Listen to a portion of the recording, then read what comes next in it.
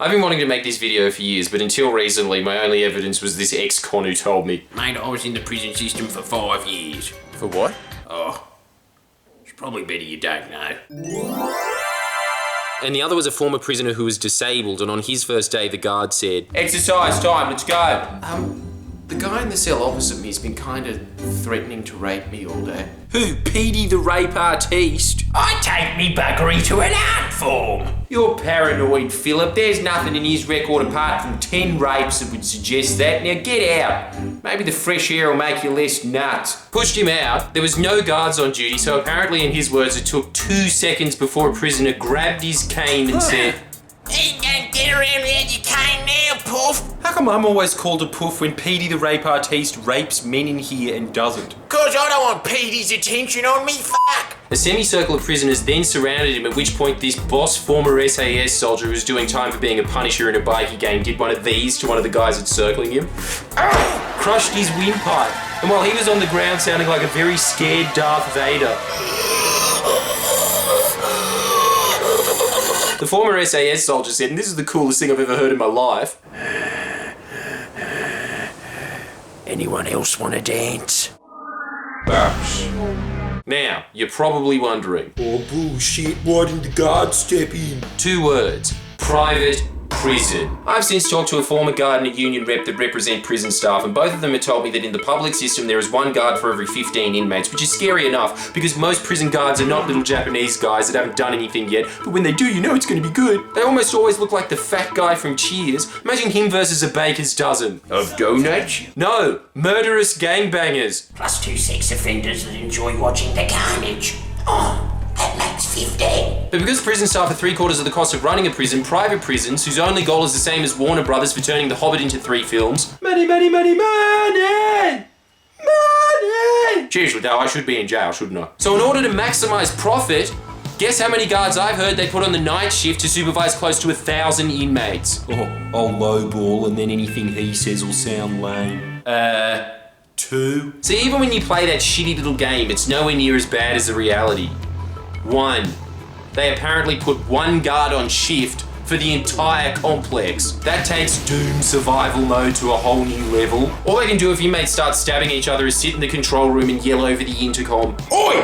Stop shanking Shanko, Dustin! Dustin! "Well, I've done all I can." Then when they let the prisoners out for exercise, which I've heard they very often don't, both prisoners have told me that they've been kept in lockdown for days on the flimsiest of pretexts, again to cut back on costs. You know when you don't take dogs out for a walk for a day and they start tearing up the house? Bet there's a couple of bogans watching this thinking, Oh, that why you keep chewing up me lounges at Skylar. Still gonna hit your butt, walking's too much effort. Well, private prison corporations are apparently the bogan dog owner of companies, and not just because a prisoner's vocab is 50%. Dog!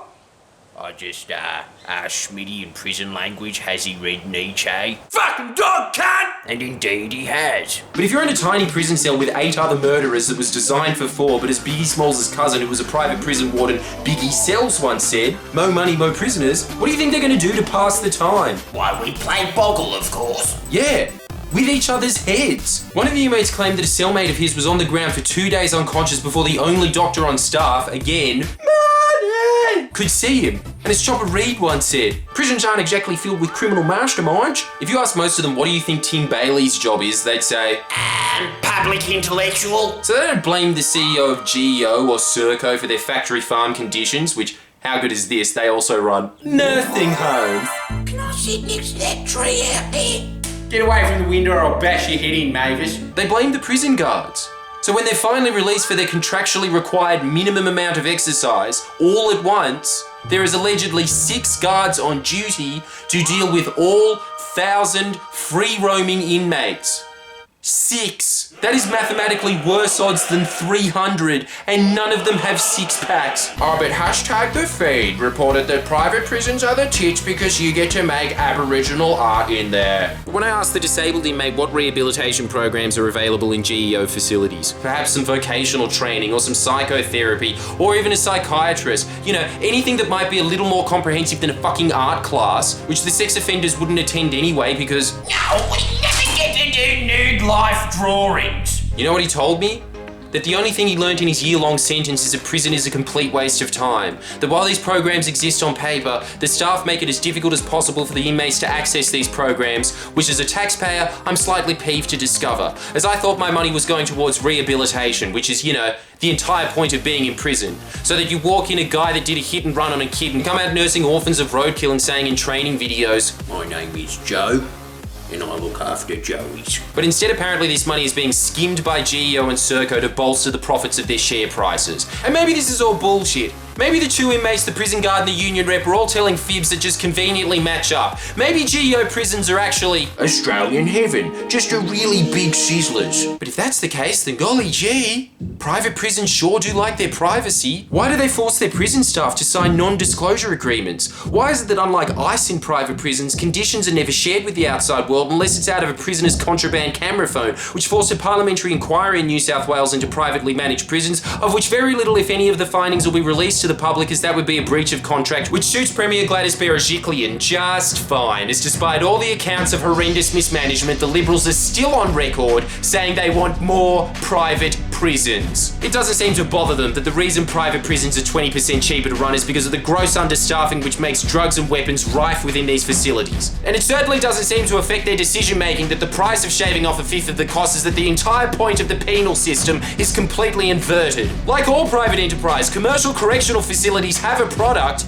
and theirs is to create monsters. You think it's in these companies' interest to turn inmates into a bunch of tradies? They want repeat customers. They don't want their inmates learning anything unless it's, I didn't know you could crack a man's skull open with an ice cream scoop. That disabled guy's full of shit. My mind is filled with educational possibilities. as not only does shirking their rehabilitation duties save these companies money in the short term, but when these prisoners are finally released back into society, they'll commit an even more heinous crime, as not only have they not learned any skills, but they're now addicted to ice. And woe to the poor sap of the public who bears the brief stint of this freedom because the Liberals don't seem to be concerned with the public safety either. Just as long as GEO and Serco get their customer literally for life. And yet Berejiklian's government has the gall to declare that they're tough on crime. Well, I have a slogan that's more fitting for these sycophants of Serco. The Liberals of this country want more private prisons.